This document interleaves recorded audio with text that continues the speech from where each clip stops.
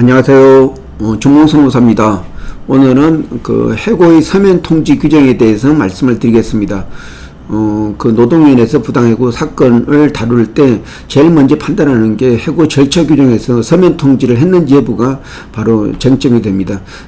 서면 통지를 안 한 경우에는 뭐 해고 사유나 그런 그 뭐 양정을 따지기 전에 우선 부당 해고로 판정을 하고 이제 더 이상 뭐 다른 데에서 검토를 하지 않습니다. 왜냐하면은 절차를 어기게 되면은 뭐 사유나 양정이 정확하더라도 바로 부당 해고가 되기 때문입니다. 그래서 이 해고의 서면 통지는 굉장히 중요합니다.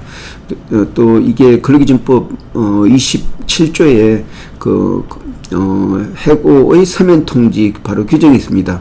그 내용에 따르면은 사용자는 근로자를 해고할 경우에는 해고 시기와 해고 사유가 기재된 서면을 통보해야 한다. 이러한 서면 통보를 하지 않은 경우에는 그 해고의 효력은 없다. 이렇게 규정을 되어 있습니다. 그렇기 때문에 반드시 사용자는 그 근로자를 해고할 경우에는 반드시 서면으로 통보해야 된다는 거. 여기에서 뭐 이메일이나 문자로 통보하면 아무런 효력이 없습니다.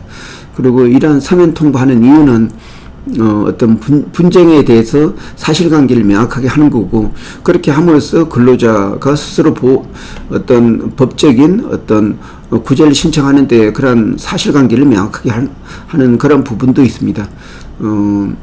또 이게 또 사용자 입장에서도 그러니까 해고된 시점을 명확하게 함으로써 퇴직금이나 다른 그런 분쟁을 사전에 예방할 수 있는 또 그런 내용도 있습니다.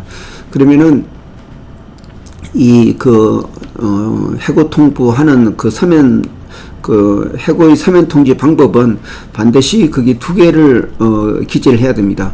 해고 통지서 이렇게 하고, 그 누구한테, 그리고 해고 시기, 언제 날짜로 해고된다. 그리고 해고 사유, 해고 사유가 중요합니다. 취업규칙에 있는 몇 조 몇 항에 의해서 해고한다. 아니면 어떤 사유로 해고한다. 이걸 명확하게 기재를 해야 됩니다. 이 관련된 사례가 두 개가 있는데, 우선 첫 번째 사례는 원어민 강사하고 관련된 외국인 어학원에 있었던 사건입니다. 여기에서 강사들이 한 20명 정도 되는데, 원어민 강사가 더 많고 한국인 강사가 적다 보니까 그 숫자를 맞추기 위해서 좀 그 중에 능력이 떨어지는 외국인 강사 2명을 문자하고 이메일로 해고를 했습니다. 근데 나중에 이 근로자가 부당 해고를 다툴 때 제가 원어민 강사를 대변해서 주장을 했던 게, 이 근로기준법 27조에 따라서 서면 통보가 없었다. 이에 대해서 회사가 입증을 못했기 때문에 바로 부당해고로 인정을 받았습니다. 이런 케이스가 하나가 있고, 또 한 케이스는 싱가포르 회사인데 유명한 육포를 파는 그러한 회사인데, 거기에서 어떤 영업팀장이 굉장히 업무 자체도 있고 실수도 많이 하고 해가지고 해고를 하는데, 그쪽 담당 인사 부서에서 온 분이 해고장 언제 날짜로 해고한다 해가지고 해고 사유를 설명을 하고 해고 통지를 했습니다. 근데 이 근로자가 부당 해고를 가져갔는데, 제가 사업주 입장을 맡았는데 이게 부당 해고로 인정이 됐습니다. 그 이유는 바로 해고 통지서, 거기에 해고 통지서와 해고 일자는 있는데 해고 사유가 기재되지 않았습니다.